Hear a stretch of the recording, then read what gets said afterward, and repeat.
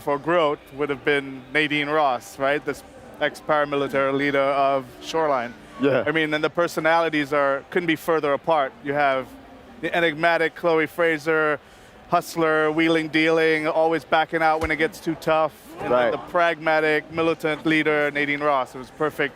Yeah, I mean, when I first read that, I was like, oh, wait a minute. Chloe is like impulsive, and Nadine is so like calm and collected. I was like, and we're going to talk about teamwork, and they're going to solve this adventure together? Are we sure that's going to work out? Yeah, that's it. That's exactly the question. Yeah. Right.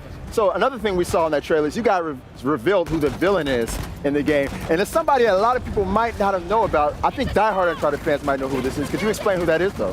The villain? The villain. Well, the villain's Assav. Assav is this insurgent leader who's basically, creating turmoil in India right now. And he also has entitlement to these lands, at least he thinks he does. There's two factions of the old empire, the old kings and the new king, which was a more progressive king. And Usman, who plays the character Assav, he's an amazing actor, did a really good job of bringing Assav to life, which is he believes in the old king. He believes in the purification of this establishment and wanting to gain back these lands for himself. Right. These zealots, man, I swear, they just want everything to be their way. Right. All right, so, and that eventually forces Chloe and Nadine to join forces, if I'm not mistaken, right? Yeah, they're after the Tusk of Ganesh, which is we always base our Uncharted on some seed of history. So the Hoysala Empire, which is a real thing, and we Unchartedify the ruins and bring a little there's like such a rich cultural history in India, and we blow it up to 11 these giant statues of Ganesh that you see in the trailer, and so the setting just is everything Uncharted is there, and we have the Jeep is back. Chloe's the best driver in the business, so she's there, and we're pushing on exploration a little more in this game, kind of evolving it from the past games and just providing more player choice throughout. And nice. Yeah. Other than the statues of Ganesh, are you guys going to get into any Hindu mythology, given like the vastness of that situation? Well, these are archaeological sites. I have to say this, right? Because that's true. These are ruins of the great Hoysala Empire, right? And we did a lot of research to ensure that we, respect the religion. There are thousands of people, hundreds of thousands of people, if not millions, that still practice Hinduism avidly, daily. So we wanted to approach this thing with respect, reverence, but at the same time in context of a game. So a lot of these archaeological sites are based on the Hoysala people and their empire. And the story of the Tusk of Ganesh and how he lost his tusk, which they talk about in the trailer, that kind of thread, that is like from a real text in Hinduism. So there's we've taken it and made it as the base of our story. Yeah. Right. I really like how you guys always dig into the intricate history of these settings and of these cultures before you implement them into the games. It's always astounding to me. So I want to talk a little bit about the fact that this is the first Uncharted expansion, standalone expansion in history. You guys have never really done anything like this. What led you to this point right here? Well, we explored many storylines. After we finished the Nathan Drake story, we were done with Nathan Drake. We were done. Oh. We wrapped it up. Broke her heart. Broke her heart, man. My boyfriend's gone. It's fine. No, I'm very excited for this one. Yeah, well, we explored many different, because we have such a vast cast to pull from. We went down a few different storylines. We went through the Sullivan storyline. Even Cutter came back up. Yeah. And we were messing around. We were talking about that. We want to talk more about Cutter before this. We're going to. But the Chloe story just kept jumping back out at us. It was, she's such a self-preservationist. She's always like bailing out at the last minute. Right.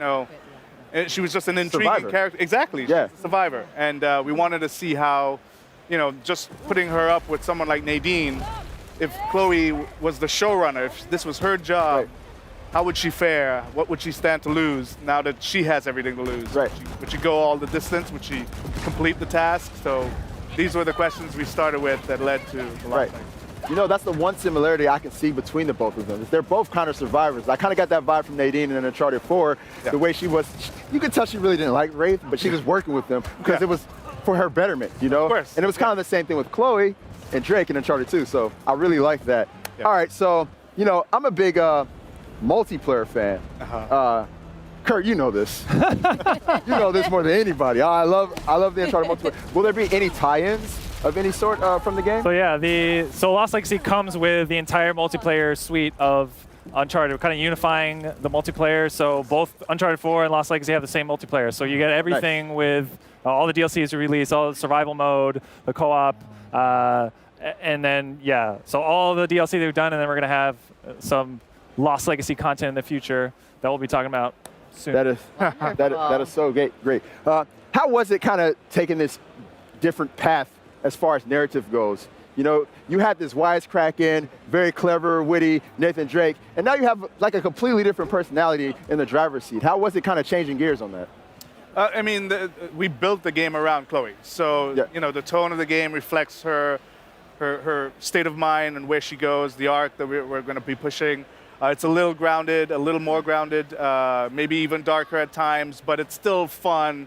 Still has that sense of wonder and Chloe adventure. in the end is a fun character. Yes. Yeah. Right. That's why we like her. Yes. So she fits the Uncharted, you know, the main character being a fun character is an Uncharted thing. So Right. it fits right in. Now I gotta ask, since Chloe is there, does that mean there's gonna be a lot more driving in this one? Because I gotta say, in Uncharted 4, I didn't do so well with those driving scenes.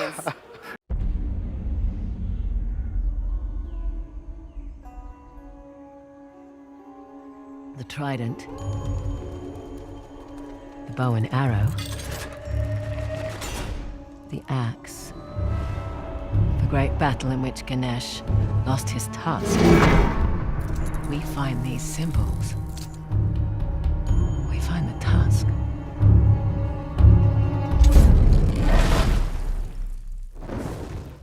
That's supposed to happen? Dunno.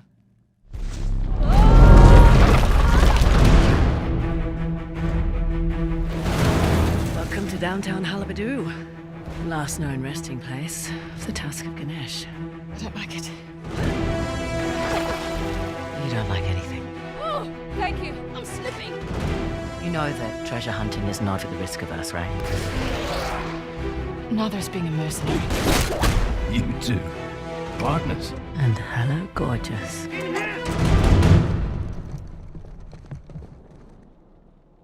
What a pleasant surprise. You want the tusk? You need my help.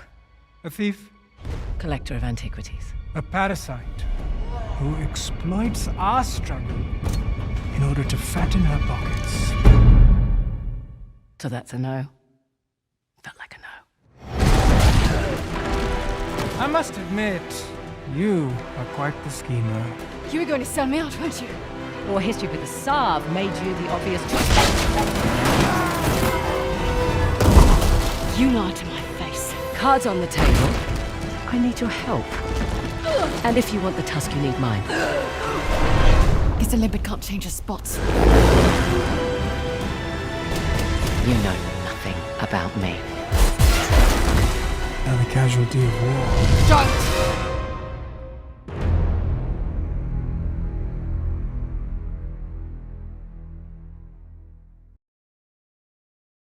PlayStation